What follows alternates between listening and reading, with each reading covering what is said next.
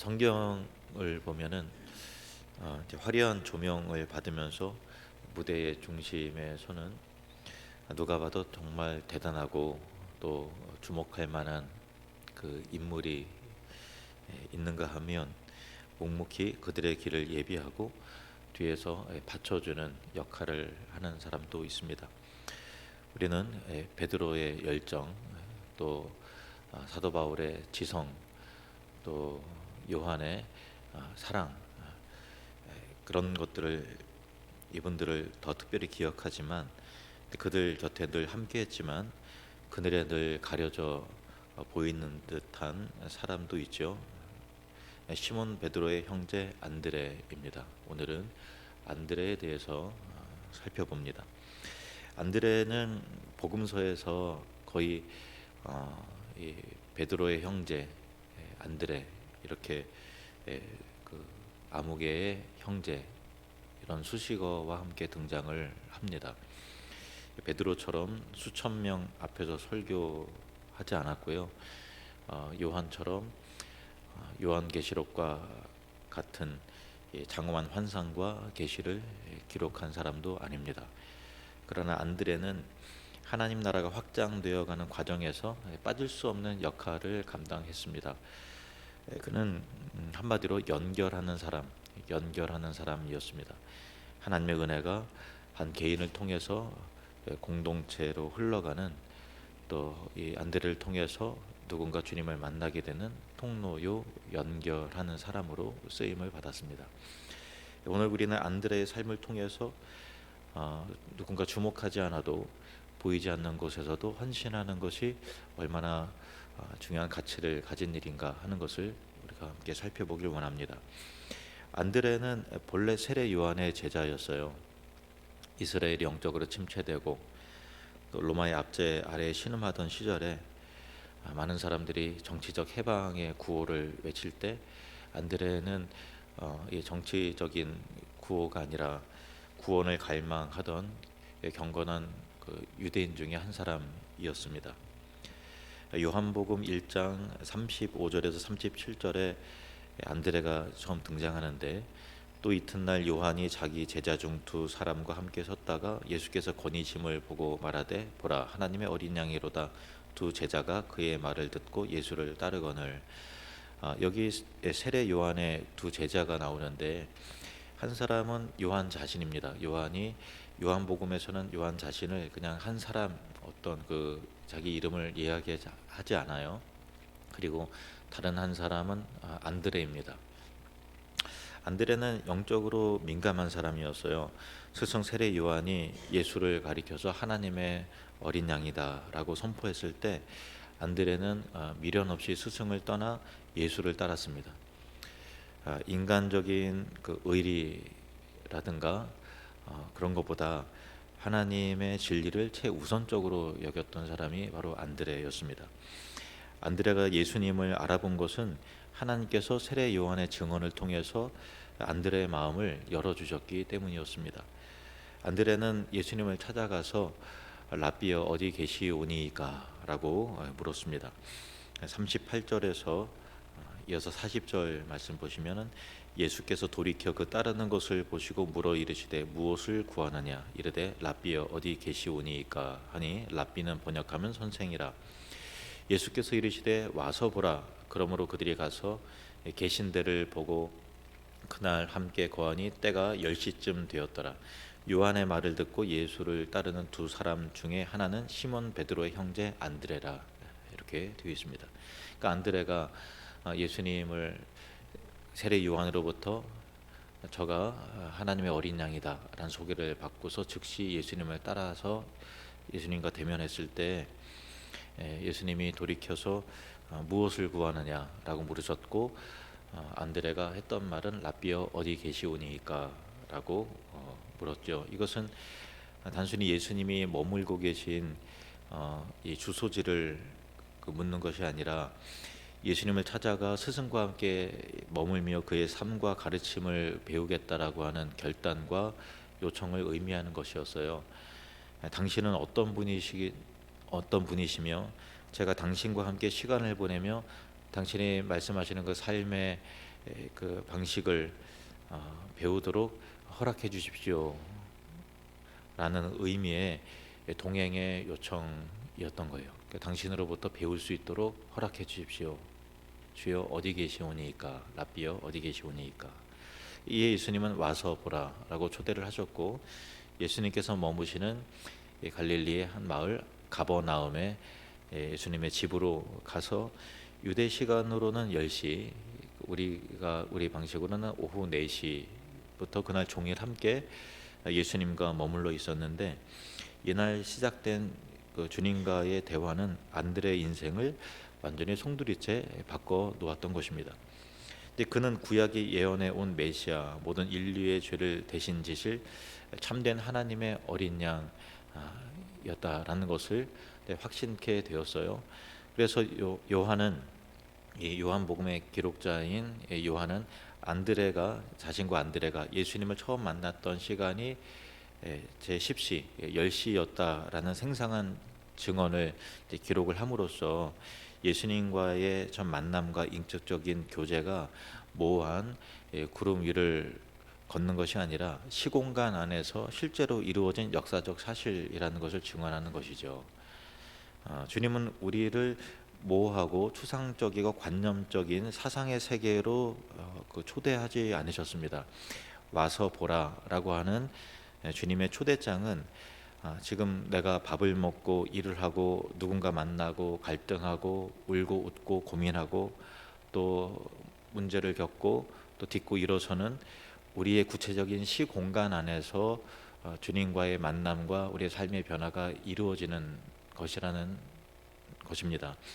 안드레가 예수님과 함께 머물렀던 그 집, 제10시, 즉 오후 4시부터의 대화처럼 분명한 시공간에서 이루어지는 것처럼 우리의 신앙도 시공간 안에서 펼쳐져야 한다는 것이죠. 이렇게 오늘 같은 수요 예배의 자리, 또 새벽 기도의 시간, 가족과 마주 앉는 저녁 식탁에서의 실현이 되어야 되고, 또 내가 일하는 사무실 책상 앞에서 건의는 어떤 공간 안에서 우리의 삶에 통해서 주님과의 만남과 교제와 변화가 구체적으로 이루어져야 한다라는 것을 우리는 교훈을 얻습니다. 예수님은 우리의 평범한 일상적인 시간을 이 거룩한 시간으로 바꿔 놓으시고, 또 우리가 살아가는 그 장소를 거룩한 장소가 되게 하시는 분이십니다. 안드레가 메시아를 만난 뒤에 가장 먼저 한 행동은 참으로 가슴 벅찬 일이었습니다. 41절 42절 말씀을 보시면, 그가 먼저 자기 형제 시몬을 찾아 말하되 우리가 메시아를 만났다 하고, 메시아는 번역하면 그리스도라, 데리고 예수께로 오니 예수께서 보시고 이르시되 내가 요한의 아들 시몬이니 장차 게바라 하리라 하시니라. 게바는 번역하면 베드로라.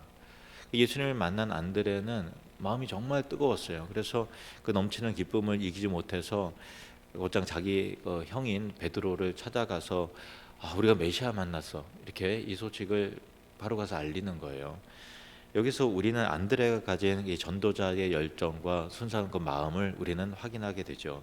그는 자신이 발견한 하늘의 보화, 진리에 대한 확신, 이것을 혼자만 간직하지 않고 먼저 형제를 찾았다는 말 속에는 소중한 사람과 가까운 사람과 이 구원을 함께 나누고 싶어서 어쩔 줄 몰라 하는 안드레의 설렘과 감격이 고스란히 묻어있는 부분입니다. 우리는 이 대목에서 궁금증도 생길 수 있죠.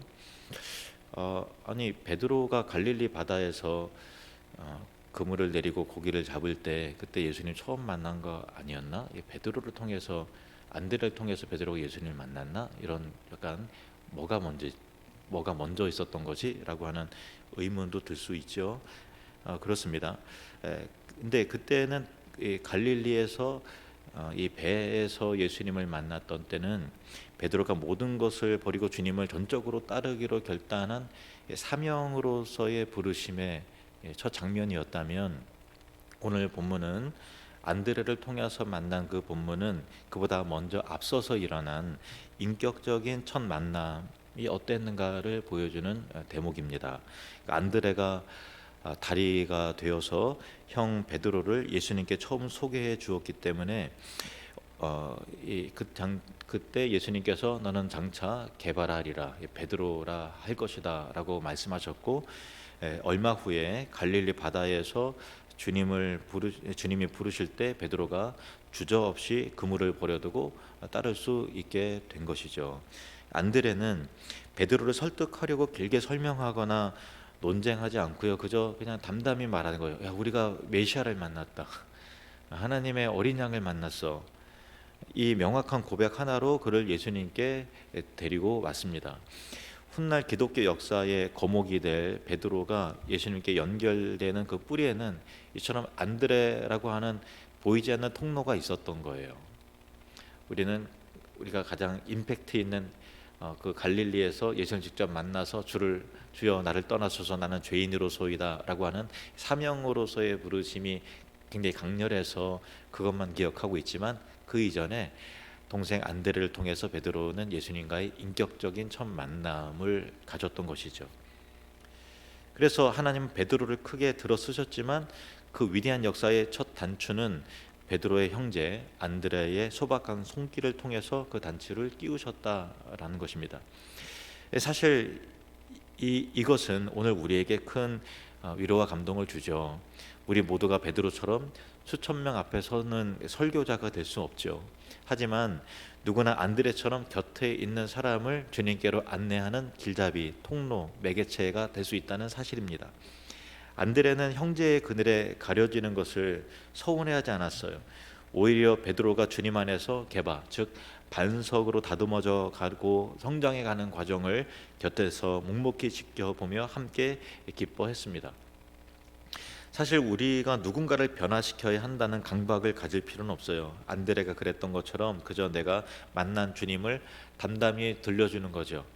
화려한 논리라 장황한 설명보다는 내가 주님을 만나보니 너무 좋던데, 참 좋더라 라고 하는 진실한 한마디가 오히려 굳게 닫힌 마음의 문을 여는 열쇠가 되는 것입니다. 우리가 안드레처럼 소중한 누군가를 주님께 데리고 올 때 그 사람의 인생이 어떻게 변할지는 오직 주님의 손에 달려있죠. 어쩌면 내가 주님께 인도한 그 사람이 훗날 베드로처럼 위대하게 쓰임받게 될런지는 또 모를 일입니다. 안드레의 이 믿음의 면모가 빛나는 장면이 있는데요, 디베랴 광야의 오병이어 현장입니다. 수천 명의 군중이 예수님께 모여들었는데 식사 때가 되어서 많은 사람들이 지금 배고파하고 있는 상황이에요. 근데 빌립과 안드레는 대조적인 반응을 보이는데 제자 빌립은 철저하게 이 상황을 계산하면서 이렇게 계산기를 두드립니다. 요한복음 6장 7절 말씀. 빌립이 대답하되 각 사람으로 조금씩 받게 할지라도 200데나리온의 떡이 부족하리이다. 빌립은 산술적으로 계산을 했고 그의 계산 방법이 현실적이었고 정확했어요. 그러나 거기에는 하나님이 개입하실 여지가 없었죠. 현실적이었고 계산은 정확했지만 하나님이 들어설 능력의 빈 여백은 고려하지 않았던 거예요. 그런데 안드레는 달랐어요. 8절에서 9절 말씀 우리 같이 읽겠습니다. 시작. 제자 중 하나 곧 시몬 베드로의 형제 안드레가 예수께 여짜오되 여기 한 아이가 있어 보리떡 5개와 물고기 2마리를 가지고 있나이다. 그러나 이것이 이 많은 사람에게 얼마나 되겠사옵나이까. 안드레도 알긴 알았어요. 이 작은 도시락이 물고기 2마리, 보리떡 5개가 수많은 무리가 먹기에는 이건 뭐 턱없이 부족하다는 거는 이미 알고는 있었어요. 그래서 이게 뭐 얼마나 되겠사옵나이까 라고 하는 이 질문에는 의구심이 섞여 있었을지는 모릅니다만은 중요한 점은 그가 작은 것을 주님의 손에 올려드렸다. 그럼에도 불구하고 긴가민가한 상황에서도 올려드렸다라고 하는 사실이에요. 무력감에 빠져 있지 않았다는 것입니다. 군중 사이를 뒤져서 작은 헌신이라도 찾아내어서 주님 앞에 가져왔습니다. 이것이 안드레의 신앙이에요. 불가능해 보이는 상황에서도 주님을 신뢰하면서 자신이 할 수 있는 작은 일에 집중하는 거죠. 보리떡 5개, 물고기 2마리는 어린아이의 한 끼 식사에 불과한 거잖아요. 그러나 창조주 예수 그리스도의 손에 들려졌을 때 5천 명을 배불리 먹고도 12바구니에 차고 넘치도록 되는 놀라운 기적이 되었던 것인데, 그 기적의 연결점은 바로 안드레였다라는 것입니다. 하나님은 우리의 작은 순종을 사용하셔서 놀라운 일을 이루십니다. 안드레는 기적을 만들어내는 자가 아니었어요. 단지 기적의 재료를 주님께 연결하는 믿음의 중개자였습니다. 우리는 빌립이 보여주는 현실적인 계산이 아니라 안드레가 선택한 믿음의 연결이 우리의 신앙의 내용이 되어야 될 줄로 믿습니다. 우리는 흔히 상황이 완벽해질 때까지 기다리거나 가진 것이 적다라는 이유로, 또 현실이 어렵다는 이유로 아무것도 하지 않는 채 머물러 있곤 합니다. 하지만 주님이 일하시는 자리는 완벽한 계산이 아니라 부족하지만 그 작은 것을 들고 나아가는 안드레의 순종과 믿음을 보시고 역사하신다는 사실입니다. 우리 인생 가운데 현실 이상의 하나님의 능력과 하나님의 개입과 기적을 경험하기 위해서는 안드레와 같은 그런 믿음이 필요하다는 것입니다. 계산하고 이리 재고 저리 재고 하는 것은, 그렇게 계산하는 인생 가운데서는 우리가 현실성 있게 살아갈 수 있지만, 하나님이 개입하시니 이와 같은 놀라운 일들이 일어났다라고 하는 우리 믿음의 새로운 도약이 이루어지기 위해서는 안드레와 같은 믿음의 도전과 작은 것이라도 주님 앞에 가져올 수 있는 그러한 믿음의 모습이 있어야 한다는 것이죠. 나의 보잘것없는 보리떡을 주님의 손에 올려드리는 것, 그것이 바로 기적의 시작인 것입니다.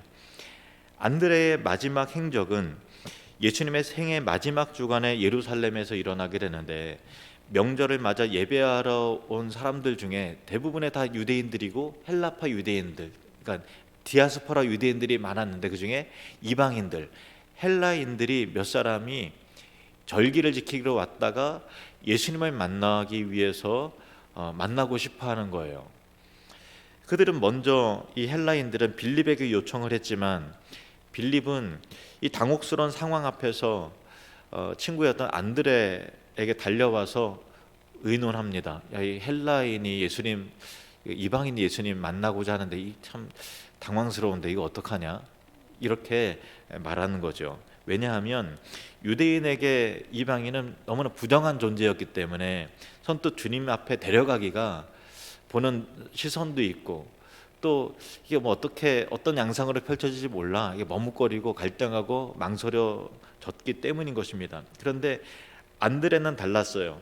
그는 주님을 갈망하는 그들의 마음을 귀하게 여겼고 주저없이 그들을 주님 앞으로 인도합니다. 요한복음 12장 20절에서 22절 말씀 보시면, 명절에 예배하러 올라온 사람 중에 헬라인 몇이 있는데 그들이 갈릴리 벳세다 사람 빌립에게 가서 청하여 이르되, 선생이여, 우리가 예수를 배우고자 하나이다 하니, 빌립이 안드레에게 가서 말하고 안드레와 빌립이 예수께 가서 여쭈니. 이 보고를, 안드레와 빌립이 이 보고를 들으신 예수님의 반응은 놀라웠어요. 마치 기다렸다는 듯이 인자가 영광을 얻을 때가 왔도다 하고 말씀하시면서 그 유명한 하나의 미래에 관한 진리를 선포하십니다. 23절 24절 말씀 보시면 우리 같이 읽을까요? 예수께서 대답하여 이르시되, 인자가 영광을 얻을 때가 왔도다. 내가 진실로 진실로 너희에게 이르노니, 한 알의 밀이 땅에 떨어져 죽지 아니하면 한 알 그대로 있고 죽으면 많은 열매를 맺느니라. 예수님이 왜 하필 이 타이밍에, 헬라인 몇 사람이 예수님께 찾아왔을 때 이 타이밍에 죽음을 통한 열매를 말씀하셨을까요? 그것은 이제 복음이 유대라고 하는 좁은 울타리를 넘어서 온 세계와 열방과 온 이방인 가운데로 퍼져나가야 될 때가 되었다라는 것을 직감했기 때문이죠. 헬라인들의, 이 이방인들의 방문은 예수님에게 있어서 자신이 십자가라고 하는 땅에 떨어져 죽어야 할 시간이 되었음을 알리는 하나님의 였던 것입니다. 예수님이 하늘의 미랄이 되어서 죽으셔야만 안드레가 데려온 저 이방인들까지도 구원의 풍성한 열매가 될 수 있었기 때문에 십자가 그 길에 대한 선언과 그 때를 예수님이 직감하시고 이런 말씀을 하셨던 거예요. 안드레는 지금 자신이 하는 일이 얼마나 엄청난 일인지 다 알지 못했을 거예요. 하지만 그가 편견 없이 내민 손길은 복음이 온 세상을 향해 뻗어나가는 거대한 신호탄이 되었다는 사실입니다. 그는 자신도 모르는 사이에 만민을 향한, 열방을 향한, 이방인들을 향한, 땅끝에 있는 그 민족을 향한 하나님의 장엄한 구원 계획에 그렇게 참여하고 있었던 것입니다. 안드레의 시선은 유대인이라고 하는 혈통에 갇혀 있지 않았어요. 그는 주님을 찾는 사람이라면 그가 누구는 상관없이 주님께로 있는 가교가 되었습니다. 어린아이가 가져온 작은 도시락에 불과했던 것도 주님께 가져오고, 다른 사람 이방인은 부정한 사람이라고 여겼던 그 헬라인도 주님을 찾으니까 주님께로 데려왔고, 오늘 우리에게도 이런 안드레의 열린 마음이 필요할 것입니다. 내가 정해놓은 기준과 편견 때문에 주님께로 인도하기를 머뭇거리고 주저하고 있지는 않은지, 나만의 이방인은 없는가 하는 것이죠. 요즘 청전동의 다이소나 근처의 마트에 가보면은 조금 과장해서 절반은 외국인들이더라고요. 많은 외국인 노동자들과 이주민들이 우리의 이웃이 사실 가장 가깝게 되었죠. 식당에 가도 서빙하고 하는 분들이 다 외국인들이잖아요. 근데 우리에게 안드레와 같은 편견 없는 눈이 필요하다는 거예요. 저 사람 안 믿을 거야, 저 사람 우리와 결이 달라, 문화가 달라, 언어가 달라 하면서 손을 긋기보다 안드레처럼 그저 주님을 보여주는 통로가 되어보면 어떻겠습니까? 내가 건넨 작은 친절과 눈웃음과 인사말과 연결이 누군가에게는 생명의 문이 기적처럼 열리는 놀라운 복음의 일들이 될 것입니다. 주님은 오늘도 우리를 통해서 경계를 넘어서고 담장을 넘어서는, 그러므로 더 많은 열매를, 복음의 열매를 맺기를 원하십니다. 안드레는 복음서의 주연이 아니었어요. 하지만 그는 주연보다도 더 빛나는 조연이었습니다. 그가 없었다면 베드로도 없었을 것이고, 그가 없었다면 오병이어의 기적도, 헬라인들과의 만남을 통한 십자가의 선포도 그 시작점이 달랐을 줄 모르겠어요. 안드레의 위대함은 자신을 드러내는 데 있지 않았어요. 그는 누군가 주님께로 있는 다리가 되는 것만으로도 충분히 행복했던 사람이었습니다. 성경은 안드레가 어떤 대단한 설교를 했는지, 어떤 놀라운 이적을 행했는지 전혀 기록하지 않아요. 하지만 그가 누구를 데려왔는지만큼은 선명하게 기록하고 있다는 사실입니다. 이것이 오늘 우리에게 주시는 하나님의 음성입니다. 주님은 우리 모두에게 베드로와 같은 카리스마나 바울과 같은 탁월한 지성을 요구하지 않으십니다. 다만 안드레처럼 곁에 있는 사람을 소중히 여기고, 내가 만난 예수님을 너무 좋다고 담담하게 전하고, 한 소년이 가져온 작은 보리떡을 주님 손에 올려드리는 그 연결의 믿음을 보고 싶어 하실 것입니다. 이제 우리의 삶의 현장으로 돌아가 보면 우리 일터와 가정, 그리고 우리가 매일 지나는 이게 지역의 제천의 거리와 마트와 식당마다 주님께로 인도해야 될 수많은 베드로와 헬라인들이 사실 있습니다. 거창한 전략은 필요 없죠. 그저 그들의 모습을 보면서 와서 보라, 베드로를 예수님께서 와서 보라 라고 말하고, 우리가 메시아를 만났다 라고 말했던 안드레처럼 그렇게 말하며 주님께 데려오면 되는 것이죠. 그 뒤의 일은 주님이 하십니다. 화려한 무대가 아닐지라도 보이지 않는 곳에도 묵묵히 연결 다리가 되어주는 사람을 통해서 하나님은 오늘도 새로운 역사와 기적을 써 내려가십니다. 하늘의 미랄이 되어 죽으심으로 우리 모두를 생명으로 이으신 예수님처럼 우리 또한 누군가를 주님께 잇는 축복의 통로가 되기를 원합니다. 이 시대에 안드레로 살아가는 우리를 통해서 제천 땅에 더 풍성한 복음의 열매가 맺혀지기를 주님의 이름으로 축원합니다.